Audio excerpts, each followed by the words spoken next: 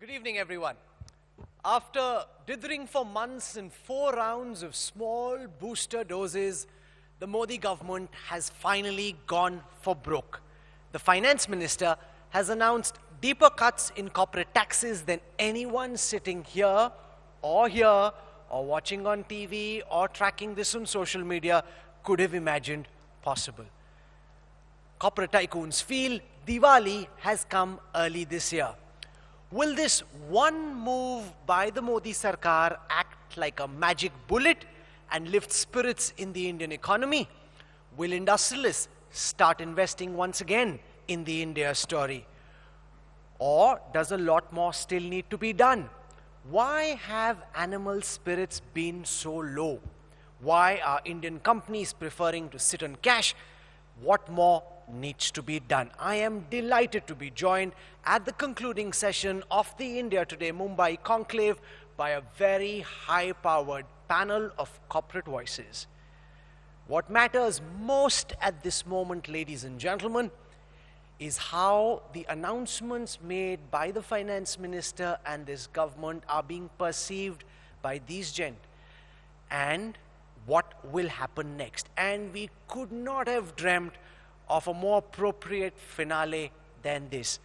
Can we have a very warm round of applause as I introduce and welcome to the concluding session at the India Today Mumbai Conclave 2019, the Chief Executive Officer of the Niti Aayog and one of the Prime Minister's blue-eyed technocrats, Amitabh Kant.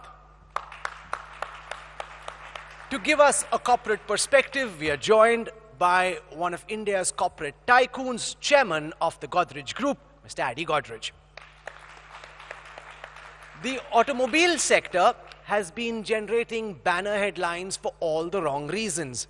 We are joined at the India Today Conclave by the legendary chairman of Maruti Suzuki, former IAS officer, R.C. Bhargav.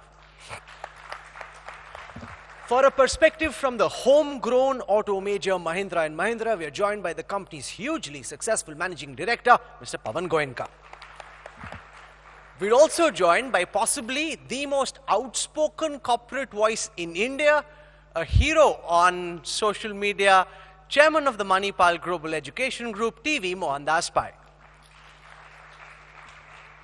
We're joined by chairman of the Piramal Group with interests in pharmaceuticals, financial services and real estate. Can we have a warm round of applause for Mr. Ajay Piramal? And last but not least, for a perspective on the real estate sector, we are joined in Mumbai by the founder of one of the city's best-known business families, managing director of the Hiranandani Group, Niranjan Hiranandani. You know, there are certain things you can plan for and certain things just fall into place by magic. On the back of what the finance minister has done, this is a magical panel, and I want a very warm round of applause for all of them before we kickstart this conversation. I want to start by asking Mr. Adi Godrej about whether Diwali has come early this year, or is this just one pataka which will be gone when a new week starts? Or will we have a bumper festive season? No, I think this is a great announcement we heard yesterday. I think it's going to totally change the economic progress in our country. I would say that the only announcement I've seen which is of greater importance to the economy was in '91 when we changed things. But this will have tremendous positive effect to my mind. The economy will pick up, businesses will pick up, and I think we'll see a turnaround. How soon do you see this happening? We were speaking to some very formidable economists yesterday, and they said that it'll take 2 to 3 years for the investment cycle to kickstart and for these announcements to start turning into new investments. No, it's not only a question of investments to kickstart. It's also a question that if companies are going to save an X amount, they will use some of it to promote sales. And I think that will start the cycle going much faster. And then if demand picks up, as I expect it will, then investments will also start very soon. Remember, just announcing investments can have a lot of positive effect. And the start of getting investments going can have a lot of positive effect. So I am very optimistic. Mr. Mohandas Pai, you've seen as a big supporter of the Modi government, but you've also been poking and punching them recently. What do you make of the announcements that have been made by the finance minister and the impact this will have on the economy? Rahul, we have to see the context in which the announcement is made.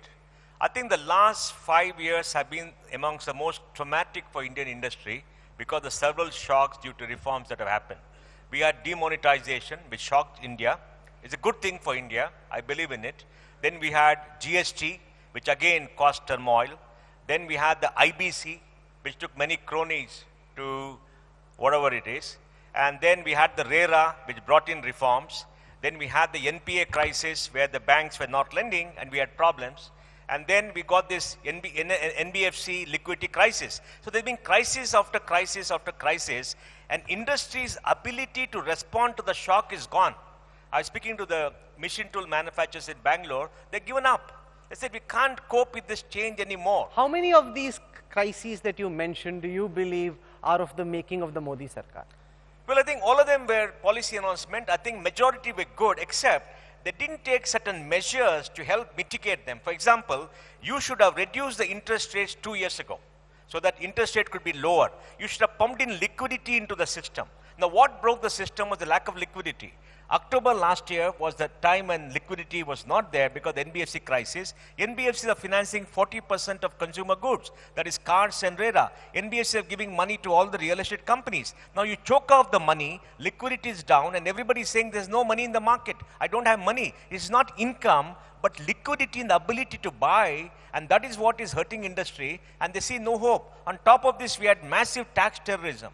And tax terrorism, people going to jail, nothing in the end. Every day you listen to somebody going to jail, somebody going to ED, somebody this, somebody that. Everybody is scared. And everybody. And there's been a gap in trust between the government and industry because government has not been talking to industry. The change is essential. We have to remake India. We have to get rid of the past. But you have to talk to industry. You have to make sure there's liquidity. You have to lower interest rates. You have to make sure that people are comfortable, people understand. Communication has been lacking. Now, the government has realized this. For a prime minister who built his own story around the idea of the Gujarat model and being pro-business, why do you think for so long they were deaf to what industry needed? Well, I think for the political system, they were interested in making sure that the bottom of the pyramid got all the things they want to make a good life. No prime minister in India's history has done as much for the poor in 5 years as Prime Minister Modi has done. And that's why he came back with a resounding victory.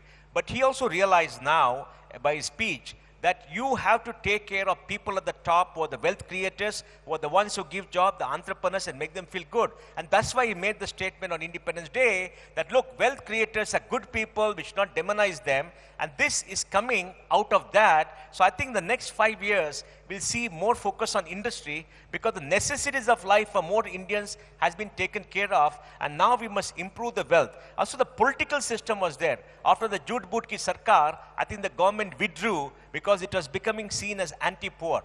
So now, I think this is one step that's been taken. We'll see many more steps. And I think now good times will come in the next 1 or 2 years. Mr. Hiranandani, from where you are at, what are you making of the cuts in corporate taxation and the impact this will have on the economy? I think I'm delighted with the changes which have taken place. It's unbelievable. Finally, I think what has happened is there is a recognition that there was a cancer. We were only providing crocin for a cancer patient. This is the first time I think we have provided chemotherapy which actually will turn the downslide moving upwards. And I think the supply side economics is totally been addressed by this strategic move, which is, I think, going to make a big change. I don't think that the loss of the exchequer will be as much as it is being suggested. It's going to be maybe 1/3 of that ultimately by the end of the one year of reduction of taxes. But I think it's a wonderful thing. However, I think we need to address the demand side also. I think if you've taken care of the supply side, which I believe this work has taken place. I think the demand side could be with a strategic reduction in, say, GST by 25% for the next 6 months.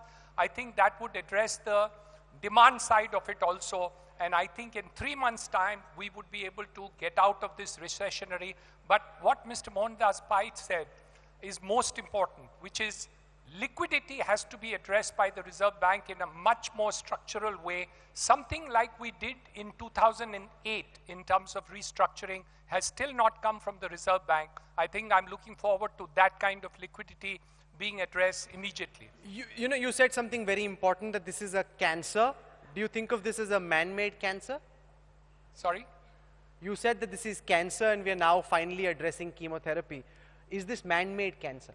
I'm not looking back at what is the cause of the cancer, because, you know, there could be hundreds of reasons for cancer, and I'm not interested to hear that, because you can always blame people for having a cancer, and we still don't have good reason for why cancer was there, and you can call lots of reasons for it. I'm not here for that. I'm here to get rid of the cancer, and we have solutions for that. We have seen it all over the world when recessions are there, how cancer can be removed in the recessions of the entire world. We can do it much better than anybody else because we have institutions like Niti Aayog, institutions like Reserve Bank, and we have lots of other methods by which we can get out of this cancerous position very quickly. Earlier, we didn't have solutions. Today, we do have it. The question is, are we aggressive enough to do it? I've seen it happen. I congratulate the Prime Minister, the Finance Minister on this move. I think it's wonderful that has happened. You know, everyone sitting here will realize that Mr. Amitabh Kant is a very lucky man. If this had happened a couple of days earlier, many of these corporate tycoons would have unsheathed their swords and would have been going for him and for the government. Given what's happened, he's got a big smile. Everybody was talking about a happy Diwali and a festive season come early. Mr. Kant, you told Nirmala ji that you were coming here for the India Today conclave. You would be sitting with a lot of industrialists. They're very unhappy, and you know something needed to be done before that. Well, Rahul, if you look at the last 5 years, India on an average has grown at about 7.5% last 5 years. And if you go back a little bit and look at between 2005-06 and 2016-17, India has lifted about 271 million people above poverty line. You can't be doing this if you're suffering from cancer. Let me tell you this. Now, you've had a setback because of ILFS crisis. It was not government's making. Between the last quarter of 2017-18 and the first quarter of 18-19, your growth fell from 8.1 to 5%, rightly. Both the RBI and the government immediately acted. The RBI has brought down the repo rate by 110 basic points, which was unheard of, and the government gave 3 economic boosters, and the 4th one was delivered yesterday, which was on the corporate tax regime. And what the government really has done is to bring corporate tax on par with all the East Asian countries and on par with the best tax regime across the world. Other than Malaysia, which is at 24%, no other country has a better tax regime than India as far as corporate tax is concerned. In addition to that, the interest rates have fallen because of the repo rate falling down. Now, what the government has directly done is to place a lot of liquidity into the bottom line of the companies. And if you were to look at it, a rough estimate says that close to 75 to 80,000 crores is flowing because of this decision into the bottom line of the companies. And what the companies need to do now is to really give massive discounts, deal with their dealers, come out with a huge number of concessions, create the animal spirits amongst the consumers. And the onus is on the private sector. The government has done its bit, and it's time Maruti and Mahindras and Godrej's act in the marketplace. Okay. This is like putting the entire onus on the back of one move on corporate India. You mentioned the rate of corporate taxation in India. We've got that comparison on the back, on the big screen at the back. So it is true that the corporate taxes now in India are competitive, and especially for new investment, it's even more so. Mr. R.C. Bhargav, you're under pressure. The Niti Aayog is coming for you. We saw Rajiv Kumar earlier. Now Amitabh Kant, they're eyeing the cash balances you're sitting on. They're expecting big discounts. So are you going to announce, sitting here at the India Today Conclave, that when a new week starts, Maruti is going to slash prices? Please tell us by how much. No, really there is no pressure, because I am totally in agreement that over the last 5 years and more, a huge amount of work has been done for ease of doing business, for transparency in doing business, for removing many of the non-accounted costs of doing business. And I think that's all very positive for doing business. And that has been reinforced by what has been done yesterday. But let me also mention that the rate of growth of manufacturing in India, not only in the last 5 years, but ever since we started development in 1950, has nowhere been near the rate which is required to achieve the Prime Minister's target of getting manufacturing to contribute 25% to the GDP by 2024. Manufacturing is barely limping along, I'm not sure of the exact figure, but around 5% a year. You need to get it up to 15% a year. So what has been done yesterday is certainly going to be a very big step towards making that happen. For the reason, partly which has been said, that it is now created an environment in India where for foreign investors, the tax regime in India is more favorable than almost anywhere, as was said. What was not said was that, in fact, for new manufacturing startups being registered from 1st October, the regime, in fact, will be the best anywhere in the world, because it comes down to 17%, 19% if you include all surcharges. Nowhere in the world will you get this. Mr. Bhargav, so the tax regime has become very favorable. You dodged the bullet that was flung your way. Sorry? You dodged the bullet that was flung your way. Mr. Kant has started this. There will be a rising clamor for corporate India to slash prices, offer deep discounts beyond what you've done right now. Would you like to use this opportunity to tell us what you intend to do in the new week? I don't often disagree on anything with Amitabh. But that nothing more needs to be done by government and everything has to be done by industry. I'll take a little bit of issue with him. My point is now that you have to address, as was said, the supply side, the demand side. And the problem today is that all the policies we've had since the beginning of independence, from the time of independence, have tried to combine two very laudable objectives: industrial growth, industrialization of India, and social equity and justice. But they've tried to achieve both these objectives by one policy. And all experience will show that when you combine two objectives which are not necessarily compatible objectives in the short term, with one policy you fail. And we have failed throughout. My suggestion is that if you want to get further ahead, one thing which has to be done is to separate out the policies for wealth creation and the policies for achieving social justice. Sir, everyone who's watching on TV, sitting here in the audience, wants to know, is Maruti going to cut prices very deeply? Do you see that happen or not? That's the question Mr. Kant is asking. Twice over you dodged him. Maruti's prices de facto have already been cut in the market through discounts. Whether a formal cut will happen or not, I cannot possibly announce here. But please wait a couple of days and you'll have the answer with you. See, that's what I was trying to get. I want to understand. So may I add one more point I have to make? On the demand side, what I was saying about the policy combination is reflected in the GST policy. GST is fixed very much like the socialist days of 1960-70, that products which are meant for the rich are charged the highest GST. Products which are supposed to be for the common man are charged the lowest GST. Okay, so we'll build on some of this. And Dr. the Goenka, I want to... demand doesn't go up, the We'll demand- build on this, fair enough. Dr. Goenka, I want to understand from you, because the government's now putting a lot of the onus on the private sector. How does Mahindra and Mahindra respond to what the government has announced when it comes to deep cuts in corporate taxes?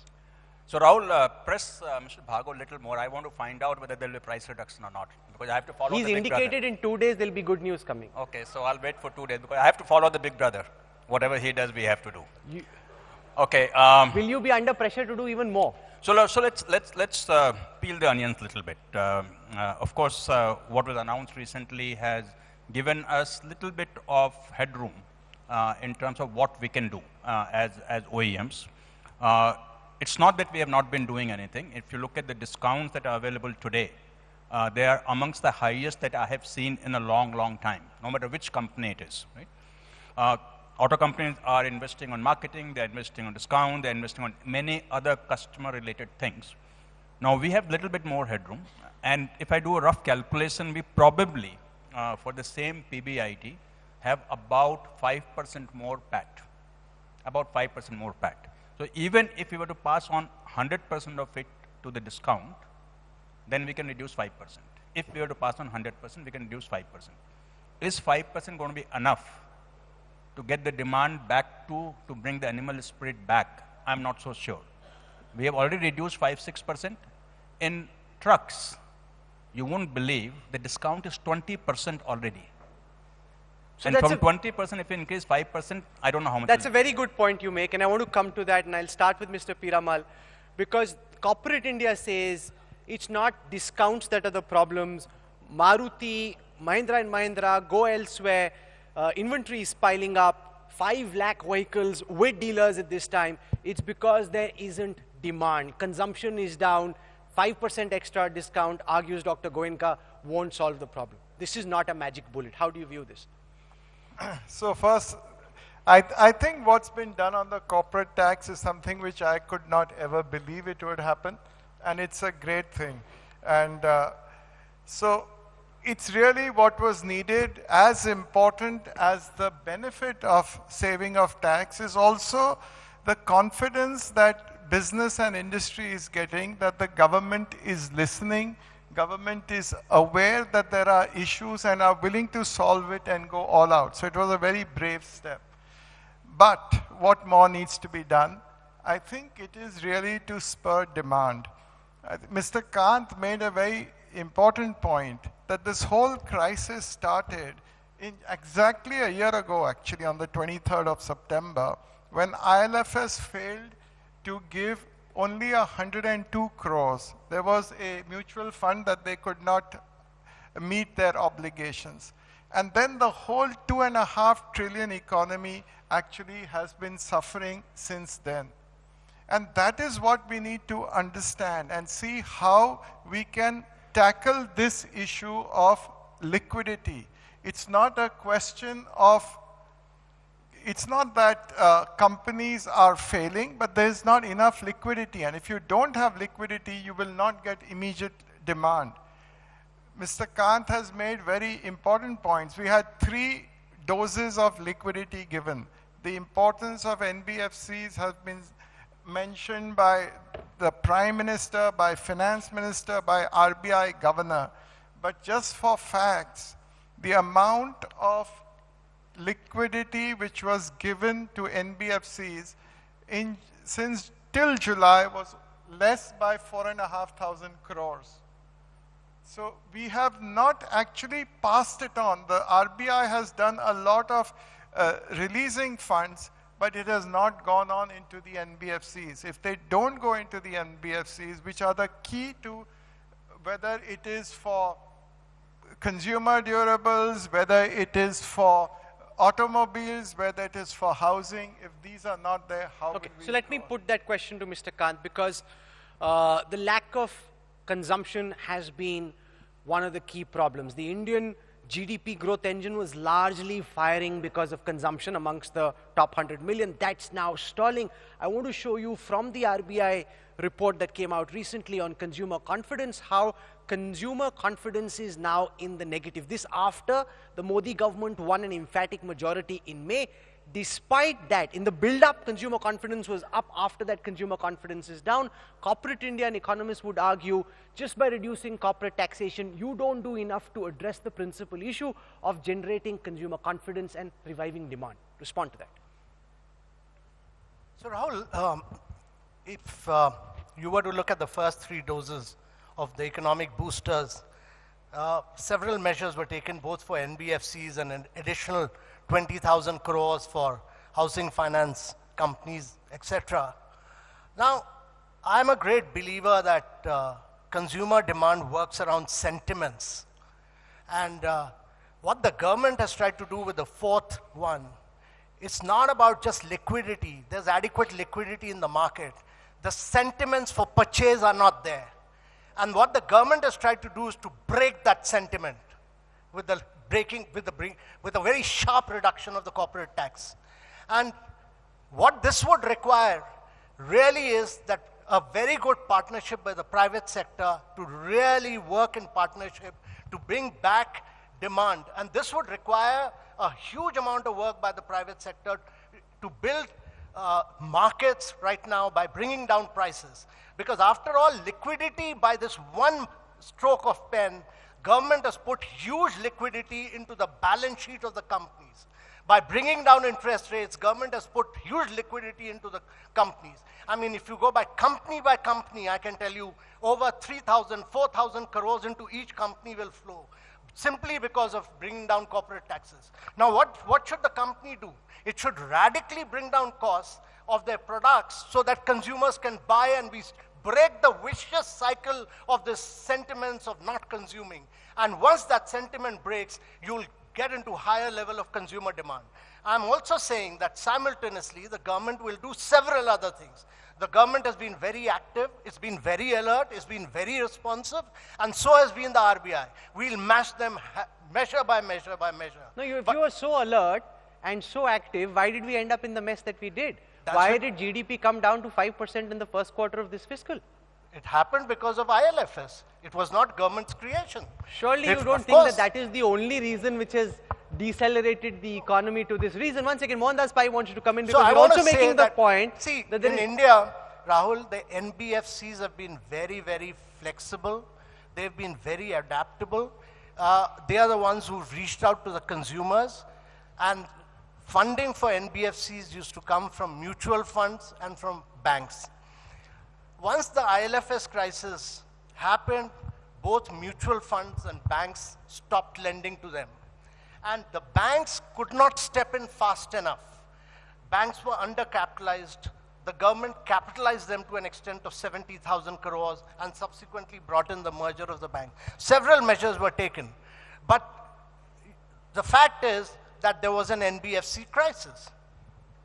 Mr. Pai, do you agree that there is adequate liquidity? Because if you go to an automobile showroom, Rahul. they'll tell you about consumers coming and not getting loans. Earlier, if you went in, by and large, if you were okay, you'd almost certainly get a loan. That's no longer the case. Whoever's giving credit is being more careful. Rahul, the banks have liquidity. The chairman of SBI said he's got 1 lakh crore and nobody is borrowing. Well, we can all go borrow, hopes he gives it to us. He won't. So banks have got liquidity, but banks are not lending to consumers. It was the NBFC lending to consumers, and NBFC financing in the last nine months has come down by 3 lakh crores. Why 3 lakh crores? Because 2 lakh crores has been repaid back, and 1 lakh crore is the cash in the balance sheet, plus they have not lent. In the last quarter alone, 80,000 crores was the reduction compared to the previous year. Now, see, Amitabh, I won't take on Amitabh on one issue. When this happened in September, October, November, December, unfortunately in Delhi, our former finance minister was not well. Action was not taken. January, February, March, we had an interim budget, then the election started. Then April, May, June, the elections are going on, nobody in Delhi. Then we had a new finance minister, and then we had a new budget. The FBI thing was done, which is a big mistake. They corrected it now. Then we had Kashmir. We had a series of political issues, and the government didn't take action. They should take an action. But do you believe when a government takes a decision like putting a cess on foreign portfolio investment, action needs to be taken? I think it was a big mistake. $200 billion of market capitalization lost for a revenue target of 400 crore rupees. Do you believe that's an economic sin and somebody should be punished? Yes, I think so, because I think my honest thing is, I think the political leadership was misled by the bureaucracy by not briefing them properly. I'll tell you why. I'll tell you why. Because if you look at the speech of the finance minister, she said in parliament, I'm putting it on individuals.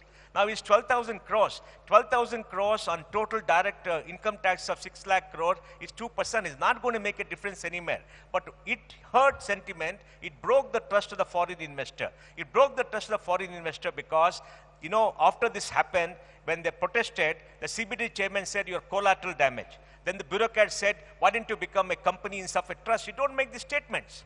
And in parliament, the sentiment was, no, we can't do anything. Now, till they sold and the stock market came down by 14 lakh crores, nobody was bothering. Let now, Amitabh let me Kant finish. respond I to this. want to finish. So I think the government did not realize for many reasons, historical reasons, and I think what happened is the trust of overseas investors was broken. The last point I want to make, why I object to this 42%. You know, there are only 60,000 Indians who declare income about 2 crores. All right? And these are the honest people who are declaring full income, paying the full tax. Now you go sock it to honest people. We are paying full tax. Now you make us pay more and more. What about these people who don't pay taxes? We know who they are. You know, income tax department knows who they are. You can identify them in many cities, but nothing happens to them. They're laughing all the way to the bank. And we are now trying and saying, why should he pay more? You broke the sentiments. You hurt people Let who are Amitabh honest. Kant respond to that. This is That anti-honest people. Foreign investors want to see action, not talk. Howdy Modi will be hugely successful, but that's not what they're looking at. When you take a retrograde decision which impacts trust, which impacts sentiment, leads foreign portfolio investors to start leaving India, the government comes under pressure. He says bureaucrats misled the political establishment. Mr. Kant, respond. Rahul, it's very easy for Mr. Mohandas Pai sitting outside to make very exaggerated comments like this. You know, it's important to understand that policy making is extremely complex. The same government has, over a last 5 years period, liberalized the foreign direct investment regime. Every single sector of Indian economy was opened up. Our FDI went up by 66% at a point of time when foreign direct investment has actually fallen across the world by 13%. Our FDI went up by 66%. Now, on this particular case, one must understand that there is a huge challenge of fiscal deficit. The country suffers from various huge challenges of nutrition. 1 in 2 women is anemic, 1 in 3 children is stunted. There's challenges of education, there's challenges of health. The government has to find resources to do that. That's the basic challenge of the government, and do it within a very tight fiscal deficit because it has an FMRB. Mr. Pai, respond. It's very easy for you sitting outside to lecture the government. They have to win elections. They have to help the poor. Rahul, if the Rahul, poor don't pay extra taxes, Rahul, who will? Rahul, let me give the problem data. is Mr. Mohandas Pai not only finds the Forum of India today very easy to make these comments, but he finds it very easy to tweet away to glory on this. But it's a very complex policy making issue. Rahul, You must understand data. this. Now let me give data. The total revenues the government of India in taxes before giving to the states is 24 lakh crores.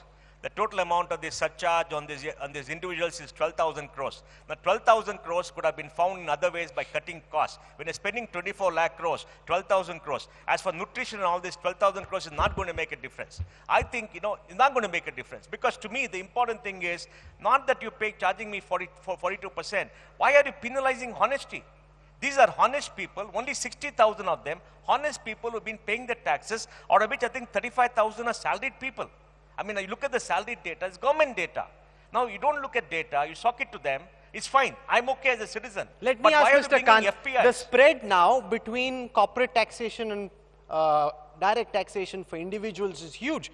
What you've done in corporate taxation, the cuts that you've announced, will that now be extended to private individuals as well, and private taxes, like individual taxes in India, direct taxes brought down to more reasonable levels? So Rahul, this is, to my mind, this is the beginning of the reforms, really. You already have the recommendations of the direct tax reforms committee already. Logically, that should be subjected to debate and discussion, and in due course, you will have even a more progressive direct tax regime. But more than that, No, one second. You were pressing Mr. Bhargav to announce tax reductions in prices sitting here at the India Today concluding gala. Can I press you, sir, to use this opportunity to suggest that in this fiscal itself, like corporate taxes have been moderated, the government is willing to consider acting on the direct tax code report and reduce individual taxes as well? No.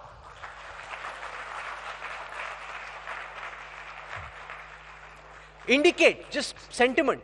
No. Seeing the massive clapping on your remark, I'll go back and I'll be very honestly reporting to the Honorable Finance Minister that when Rahul made this comment, there was huge clapping, so you should seriously consider this.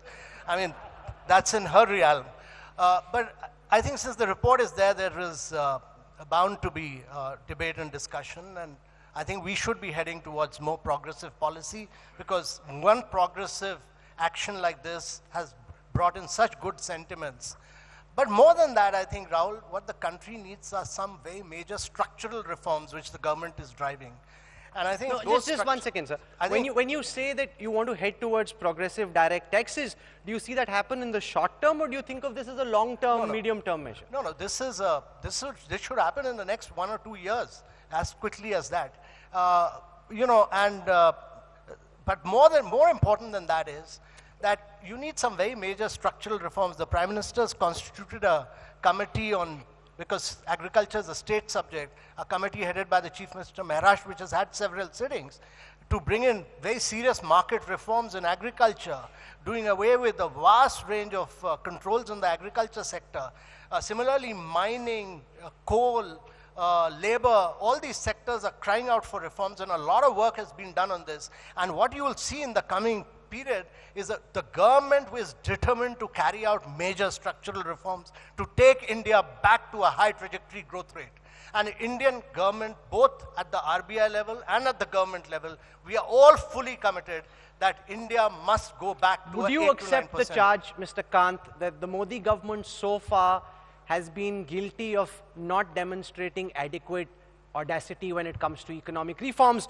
You demonstrated huge audacity when it came to Article 370, military audacity when it came to surgical strikes, diplomatic audacity by inviting Donald Trump to join Prime Minister Modi at the Howdy Modi event in Texas. But before Friday, this government did not demonstrate adequate economic audacity. Rahul, I really think it's one of the most bizarre remarks to be made on a government which has brought in one tax across the country, replacing 17 state taxes. It's like putting one tax across Europe. It's a bizarre remark to be made for a government which has finished crony capitalism through the insolvency and bankruptcy code and brought in NCLT and NCLAT, and a government which has brought in real estate controls through the RERA Act, because many of us who had booked houses never got them. We still haven't got them. And fourthly, we still haven't got them, sir. There are lakhs of people across. Many of us from the middle class. And fourthly, for a government which has really pushed direct benefit transfer across 600 schemes. You know, one of our prime ministers said only 15% reaches the poor person. Today in 600 schemes, we are putting money straight into the bank account using biometric. I mean, we are the only country with 1 billion biometric, 1 billion bank account, 1 billion mobile, and use technology to leapfrog. You know, these are radical economic transformations. No country in the world has been able to achieve what we've achieved in the last 4 to 5 years in the field of economy. Mr. Godrej, the government now squarely putting the onus on corporate India, saying there's more cash now available to you on account of deproduction in corporate taxes. Therefore, now the likes of Godrej Industries and others must take the lead, start deeply slashing prices of their products. How do you respond to that? Well, I don't think by reducing corporate tax, you leave so much with companies that they can deeply slash the prices of their products. You can make some difference. I think there will be more incentives being given to consumers, etc. But this won't lead to a major slash in the prices. We also need governmental changes on taxation. We have done it in corporate tax. Lower rates of taxes have always fetched larger collections of taxes. In the past, we used to have 90% rate of income tax. What sense does that make? Lower rates of taxes can always help, whether it is GST or income tax. When GST first started, in soaps, the rate of tax was reduced compared to the previous regime. And soap is one of the few items which every Indian consumes. And consumption went up.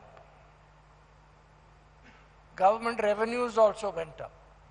So all I'm saying is that we have this wrong attitude in India that high rates of taxes lead to higher collection. Okay, Mr. Piramal, clearly the corporate voice is pushing for further rationalization of GST slabs. The government will say, hey, be realistic. We have a fiscal deficit to manage. In any case, the expected impact of the announcements made on corporate tax could lead to a revenue loss of 1.45 lakh crore rupees. That's about 0.7% of our GDP. The fisc could go from 3.3% to 4% already. That is deep enough. Now, don't expect more from us. The onus now is on you. I just want to add one thing. This 1,45,000 crores, yes, that's a benefit which has been given. But you will get a lot of benefits which we have not actually spoken about. One is two things that the government has done is reduce the tax rate on corporates and also the surcharge on the FPIs. This means that, you know, yesterday after this announcement was made, I met two large foreign investors who till 2 days ago were thinking India was negative. Today they have all turned positive, and this will be a big thing today with what's happening in China today. And there is so much of liquidity in the world. The US is just really throwing out money. There is today an opportunity for India to get that fund. So I think this is a very important step that has come, and it will to some extent reduce the deficit. I want to just pick up on another point which Mr. Kant made, which is not enough talked about. There are today at least 200 million people in India whose per capita income is 1/4 of what the average Indian income is. And if we are not dealing with them, then how can the GDP grow up? And that's why the Prime Minister and Niti Aayog are now working on what they call aspirational districts, or the 200 million people who are in the most backward districts. And as we see, this may take a few years, but you will find that GDP growth rates will go up by at least a couple of percentage points. And I think this is where I feel Indian industry and business has a contribution to make. Okay. Unfortunately, this is not discussed. And see, you're also now passing it off as a, you know, okay, something which is not interesting. But I think this is where all of us need to come together. I want to now tackle the 300-pound gorilla in the room. Mohandas Pai mentioned tax terrorism, the distrust between government and industry. I want you to elaborate on that, Mr. Pai, and then we'll get others to talk about it as well. Yeah. How acute do you believe is the problem of tax terrorism, and how big is the gap between government and industry when it comes to trust? But first, Rahul, first let me say this. The NDA too has done more reforms in 5 years than the previous government in 10 years. We have to give them credit. I think they've done a fabulous amount of jobs. Yes, some of the issues like increasing liquidity, bringing down real interest rates have not been done. They should have done it. But you must applaud them for all the reforms. In the digital world, DBT, helping the poor, no government has done it. The data is very clear. We must give them credit and not bash them up. Now, on tax terrorism, what has happened? When the NDA came to power, Finance Minister Jaitley said he's going to stop tax terrorism. The disputes in taxes have doubled between 2014 to 2019. It was 3.5 lakh crores, now it's 6.5, 7 lakh crores. And that's happened because tax terrorism started with very high targets which are not linked to reality. High targets means the officers are pressurized to collect more. So what do the officers do? They go to Pawan, to Infosys, say, I'm going to add back 1,000 crores, you pay 500 crores. They say it is wrong. they say, I know it is wrong, you go in appeal to win, but I got a target. Then they add back, then it goes to disputes. Because when it goes to disputes, they can pay 20%. You have to pay 20%. And that's what they've been doing. So it's gone up. It's gone up. The law is very clear. The data is very clear. And then 80% of the cases in the higher courts, they lose. Now, Rahul, we have a broken assessment system. We have a broken appeal system. Now, if somebody makes a wrong assessment, does something wrong, there's no penalty for the person. I go in appeal to commissioner 2 years. I go to tribunal and win 3 years. I go to high court and win 8 years. Then I go to Supreme Court and win 5 years. So 15 to 20 years, I go to fight. There's no relief for me. There is no tax justice. There is no assessment justice. And assessment doesn't happen probably because of high targets. This has to be set down. The government has done certain things. One, the limit for appeal has gone up twice, which I think is remarkable. And they're pushing people not to resort to tax terrorism. They're pushing people to not to do all kind of things. They're reviewing, they're doing all kind of stuff, but it's not enough. Okay, so Mr. Godrej, I want you to weigh in on this, because there are two perspectives. When I speak to people in the Prime Minister's office and senior ministers in the government, they say corporate India is used to a certain old world of functioning where they could just get things done by jugaad. This is a new modified India. You need to be clean, you need to pay your taxes. This isn't necessarily tax terrorism. This is corporate India complaining because there's a new scheme, a new way of functioning, and you need to adjust to the new reality. How acute, in your view, is the problem of tax terrorism, and how much of a gap there is between government and industry when it comes to trust? I think it is wrong for the tax department to set a target of what they're going to collect and then go after trying to fulfill that target. What they are going to collect should be based on what is the income of the assessees. And trying to put a target for the department to collect something, to my mind, will lead to difficulties. Like Mr. Hiranandani, you want to come in on the issue of tax terrorism? In Mumbai, several corporates complain about it all the time. Do you believe this is partly responsible for industry living in fear? Of course, I mean, the reality on the ground is there. The problem is there. But I must tell you that what we have seen is a big change which has taken place at the highest levels of government. And when we talk about most of the problems which have happened, or the change which has taken place, is really taken place at the highest level. That has not percolated fully at the grassroots level, and that is the kind of terrorism which continues. So when we go and see what is there at the higher authorities in terms of policy changes, we see a paradigm has taken place, both at the center as well as the state level. But you go down to the revenue authorities and the local levels and the corporations and other things at the lower level, I think the terrorism still exists, and that is something which really needs to be done. And I think we cannot just say that it's just disappeared. You know, but certainly the paradigm has taken place, and I think it. And I also agree with Mr. Amitabh Kant on the issue that, yes, a lot has happened. We are with you, and we support the government entirely on that. But what we are suggesting is that with a recession being where it is, what we want is the $5 trillion economy. We want the paradigm to change in order that the growth should be, as was mentioned earlier, to grow at 10, 12%. And we want it within this year. We don't even want it next year. The one thing that heartens me in this conversation, and I hope that you largely agree with me, is that corporate tycoons are often accused of not speaking up.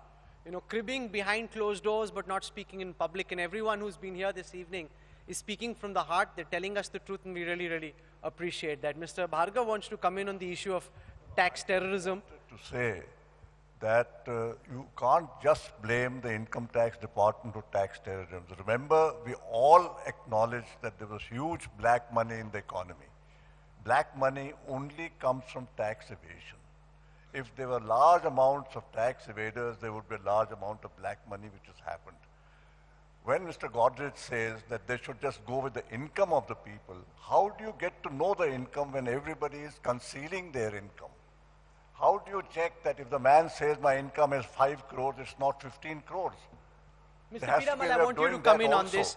So, no, the point I'm making is it's a very important point. It's not a one-sided picture. If the tax people who were paying taxes were honest in their declaration, then there would be no tax. Okay, Mr. Piramal, corporate groups, big, small, large, medium-sized, have been accused of maintaining two books of accounts, of having one set of numbers which they put out to the government, pay taxes on, and not being fully honest.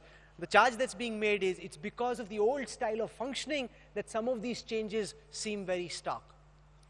I think now with so much of data available with the government authorities, this is becoming much more difficult. And the implementation of GST, the implementation of so many other reforms has made a difference. So I don't think, it's not so easy, otherwise you just don't keep books, I guess. But I think one thing we can easily probably think of doing is to stop these searches and the raids that take place. With so much data available, do you need to go to somebody's house and search them and humiliate them? And this is the time when actually there can be a lot of terrorism. I think if we at least made that, it would help. Okay, Dr. Goenka, I want you to come in and then we'll get Amitabh Kant to respond. How real do you think is the specter of tax terrorism and the overzealous tax inspector? Okay, so let me say that as I'm listening to all of us, I'm kind of thinking that we are being a bit unfair to what the government has done and not giving it enough credit. On 5th of July, certain things happened and obviously the fallout of that was very negative. And from 6th of July till today, there are a lot of things that have been done. Constantly, the finance minister is having press conferences, announcing things, and I think this was about 4th announcement.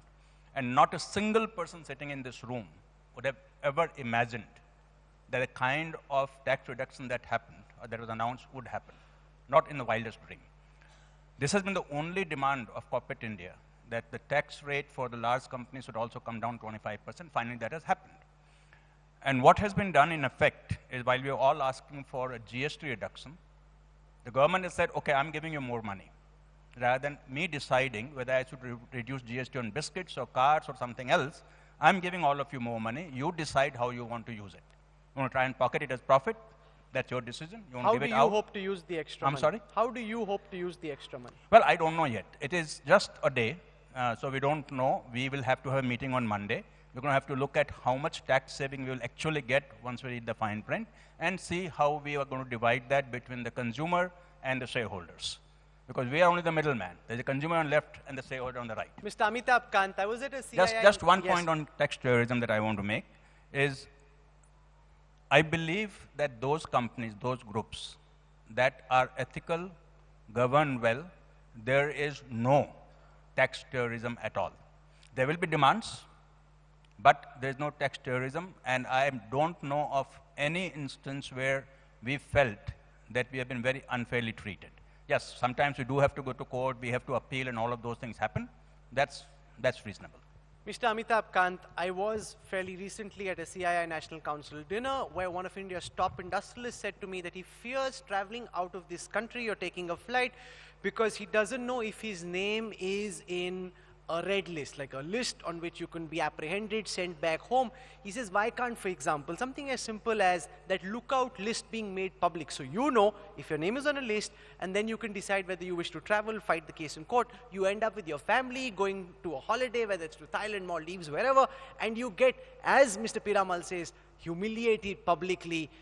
This government is being accused, or at least the tax inspector is being accused of tax terrorism. How do you address this whole slew of charges? So Rahul, there's some very valid points being made, and I think first and foremost, the government has laid a huge focus on ease of doing business.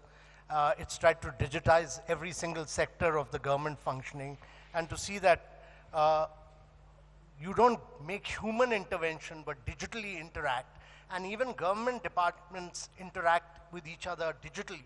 And we've jumped up 65 positions in the World Bank ease of doing business because of that.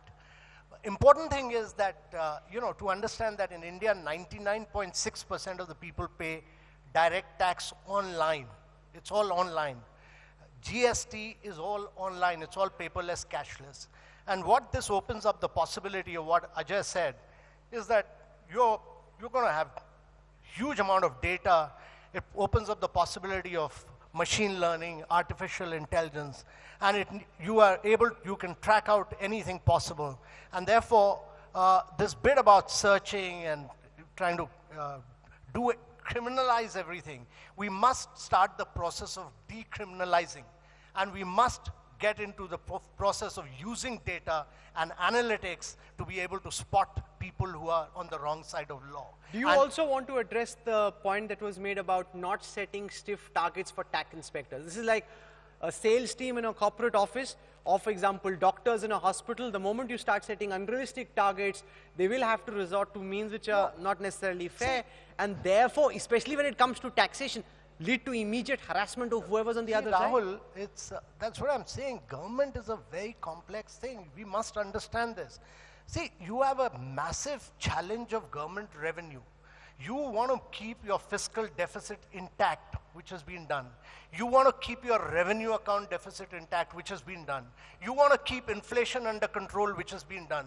I mean, India has performed par excellence on all these three parameters. Now, where do you get revenue to run government from?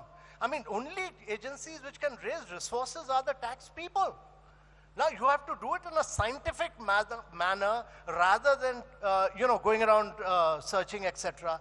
But we must understand the complexity of government of raising resources. That's also important. Otherwise, we'll not be able to provide education to our children. We'll not be able to give nutrition to our Anganwadis, etc.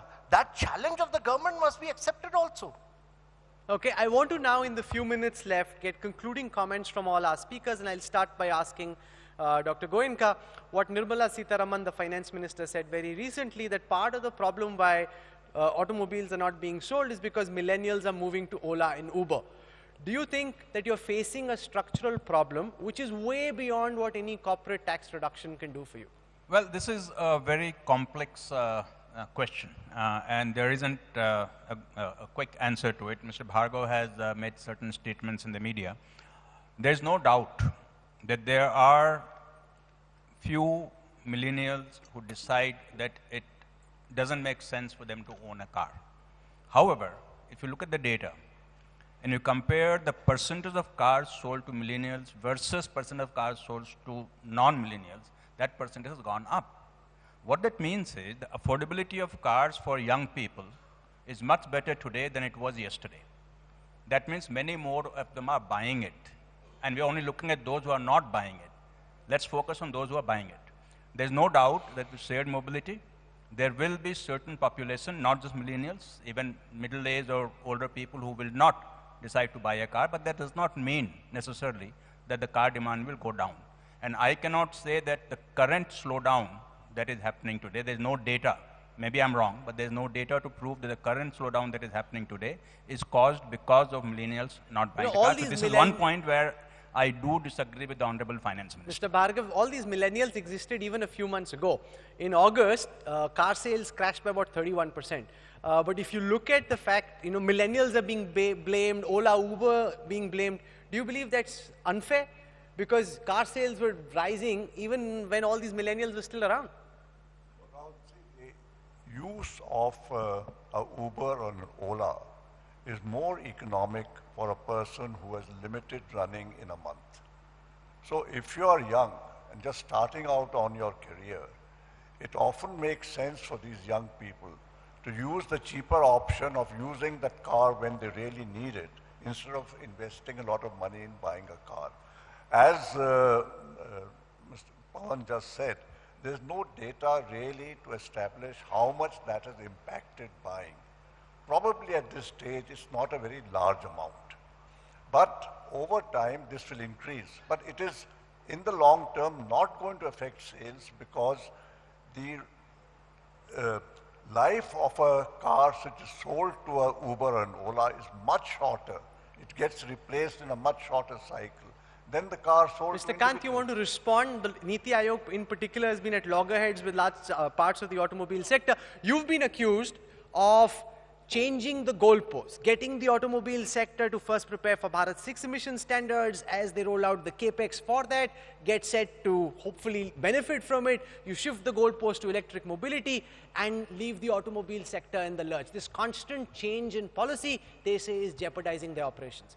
No, so Rahul, one is that I'm a great believer that this drop in demand is very, very temporary.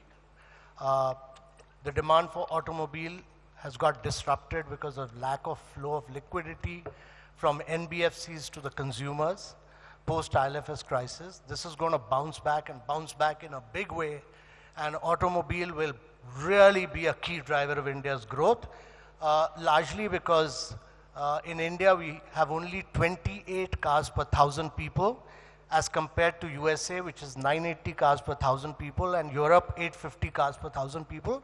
So our growth for vehicles has just begun, and it will accelerate in due course. That's number one. Having said that, let me tell you that whether we like it or not, this sector is undergoing a massive disruption the world over. Yesterday, Daimler announced that it will stop making combustion engine vehicles. It will not develop combustion engine vehicles. Chancellor Merkel has told in India, automobile industry accounts for 49%, and in Germany it's 70%. And their German Chancellor Merkel has said that the dominant form of manufacturing for Mercedes, for Audi, for BMW has to be electric, otherwise the Chinese manufacturers will gobble them up. Now, the cost of battery worldwide is falling from $276 per kilowatt hour, will come down in 3 years' time to $76 per kilowatt hour. The minute that happens, the combustion cars will be even more expensive than electric cars. Various studies have shown this. Now, we in Niti Aayog said that we did not talk about cars, first of all. We said that in India, 72% of the vehicles are two-wheelers. And on the advice of very distinguished people like Mr. Bhargav, we said that India should first electrify its two-wheelers, vehicles, because you can charge them at home, you can do green charging as well. And this provides an opportunity, because if we do not do this, then the world will take over manufacturing. It's happened to us in mobiles, it's happened to us in solar PV. We import mobiles, we import solar PV, we import telephone equipment. But in this, India must get into sunrise area of growth, and become a center of manufacturing for worldwide exports. So we're running out of time on this discussion. I want very quick final comments from our panelists on the most important issue of whether you believe we will have a dhamakedar Diwali this year, or will we have a Thanda Diwali? And I'll start by asking that question to Mr. Hiranandani. I agree with Mr. Amitabh Kant, but I want to put it across to him that I cannot reduce real estate prices more than 5%, because both the buyer and the seller will be taxed at an extortionate rate if the price is reduced below the ready reckoner rate more than 5%. So we will reduce the prices. We are ready to reduce the prices, but we can't do it officially because of such regulation.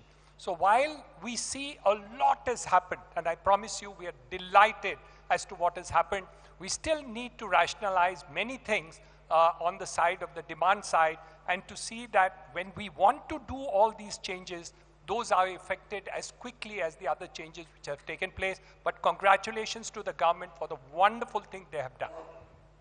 That's very nice. You've said a lot of things, laying out what more needs to be done. Mr. Piramal, will, from your perspective, India shape up for a big dhamakedar Diwali or a Thanda Diwali? I think the markets will have a dhamakedar Diwali, but I think there are a few things which have to be still understood and we need to do. And I need to bring that up again. The liquidity, I think Mr. Hiranandani has not spoken about real estate, but I can see that development in real estate is coming down. So there is supply is going to be less, and there are lots of unfinished projects will remain unfinished. So it's going to be a problem not only for, it will be a problem for the consumers, because there is no liquidity. The point which Mr. Kant has made is still relevant. Liquidity to NBFCs is not there. This will affect real estate. Second, just last point I want to bring up. Nobody talked about it, but I think the real rates of interest in India are still the highest. The government has done a great job in keeping inflation down, but to pay 10-12% real rates of interest, to pay rates of interest now when inflation is 3-4%, that means the spread is very high. And that is going to make us uncompetitive in the long term. Look at what the US and all is doing. Now, every day, US, Europe, Japan, the rates are virtually nil. So that's one thing we have to, as a structural thing, look at in the Indian economy. Mr. Godrej, no, I'm coming to you last, Mr. Kant. Mr. Godrej, dhamakedar Diwali or thanda Diwali? Well, I'd like to summarize by saying that I feel heartened that this $5 trillion goal we have 5 years down the road, I feel with the way we have taken action on the corporate tax, if we continue to have good policies, I think we can achieve it, and it will be great for our country if we are able to achieve that $5 trillion goal. Mr. Bhargav. I believe this reduction yesterday will revive the market. But what we've been having is not good enough to achieve the 25% manufacturing growth of GDP. We need to accelerate that. Part of it will happen because of what was announced, because of that 17% tax on new investments. We need foreign investment to bolster our manufacturing. At the same time, I think there is a need to look at the entire cost of manufacturing and the cost to the customer, not the cost of manufacturing alone. And the states have a major role to play in the cost of manufacturing, input costs fundamentally. And that needs to be looked at, and we need to rationalize the entire cost to customer to make sure that we grow manufacturing at a faster rate. Pavan Goenka. I will, Rahul, take off from where Amitabh left off. See, there is no doubt that in the next 5 years, the way people move will change. Public transport will play a much bigger role. Last mile connectivity will become much more important. Electric vehicles and shared mobility will completely change industry dynamics. Therefore, what we need to do is work on writing the next chapter. I'm just taking automotive industry out of various things we talked about. We need to write the next chapter of automotive industry's growth, sustainable growth, because what we have today is not sustainable at all. And it's important that Government of India, the NGOs, even the courts and the industry work together to write a chapter that we all believe in. And not industry goes one way, government goes another way, judiciary goes a third way. We have to really work together. And I think this industry, as Amitabh said, can add tremendously to that 1 trillion or 5 trillion goal of our GDP. And without this industry, I would also say that that goal can never be achieved. So Mr. Pai, you've been throwing bouquets and brickbats both. What are you sending more towards Mr. Kant now, bouquets or brickbats? No, Rahul, we have to be honest and frank and free, and we should not be scared, because this is our government, this is our country. We want to have a better life for everybody. Now, there are two things that are required to really make the Diwali in the future better. One, you must give enormous amount of liquidity to people. And for the liquidity is not coming through bank, it has to come through NBFCs because they are financing. And if you don't give it to NBFCs, it's not going to work. We're not going to see an upswing in purchase of cars and houses. And I think that's very, very important, because banks are not geared up for the kind of lending, excepting a few private banks, and that's not enough. You need to lend at the place where people buy. For example, you have to lend to real estate construction companies. The banks are not going to give money, so you need to do that. And this 1 lakh crore where they sell the assets and pay back the banks is not going to work so much. Yes, the 20,000 crores for the housing is going to work. Second important thing, we had to bring down interest by 100 basis points. In a dramatic way, possibly 50 basis points the next repo and maybe 50 basis points there. I'll give you an example. Inflation is 3.25 or 3.3%. Housing loan is 8.5%. That is 5.25% real interest rates. Nowhere in the world is such a real interest rate so high. In the United States, housing has come to 3.75 or 4%. Inflation, I think, is 1.5%. That's 2.5%. You can't have 5%. SME pays 13, 14%. That means 10% real interest rate. You are creating a rent seekers economy. It can't work because people can't afford to pay, and it's very real. RBI has to get its act together because the MPC is not doing its work. They're very high, set high rates. They've been wrong 8 quarters, last 8 quarters in their expectation setting, they've been very wrong. They have to accept the mistake. The governor is doing it. He has spoken out. If these two things happen, I think we'll come back to 7.5%, 8% in maybe 2 to 3 quarters. Mr. Kant, you're not getting a standing ovation from industry just yet. Yes, this helps revive some sentiment, but they have a whole bucket list of things they hope that your government will roll out soon. So Rahul, we'll continue to listen to the private sector and work in the spirit of private-public partnership with them. And I think the government will continue to accelerate the pace of change for the Indian economy. The government is fully committed to achieving a 5 trillion economy by 2024. Fully committed, and will do everything possible to achieve it. And this would entail several reforms, including structural reform. They will entail asset monetization, public sector disinvestment, reforms across several sectors of the economy, and we will ensure that you have a dhamake wali Diwali, but a green Diwali. Nice, green and dhamake wali. Now, that's a happy note to end this discussion on. Most often at the India Today conclave, the focus is largely on politics. This is the first time the economy has been front and center. So far, not for very good reasons, but some of that now beginning to cheer. We do hope that we have a big dhamakedar and green Diwali. We've had a fascinating conversation. I want to thank every one of you for having made the effort of joining us here at the India Today conclave. Mr. Hiranandani, Mr. Piramal, Mr. Adi Godrej, R.C. Bhargav, Pawan Goenka, Mohan Das Pai, and last but not least, the feisty Amitabh Kant. Can we have a very warm round of applause for our guests at the concluding finale gala of the India Today conclave? Thank you. Thank you.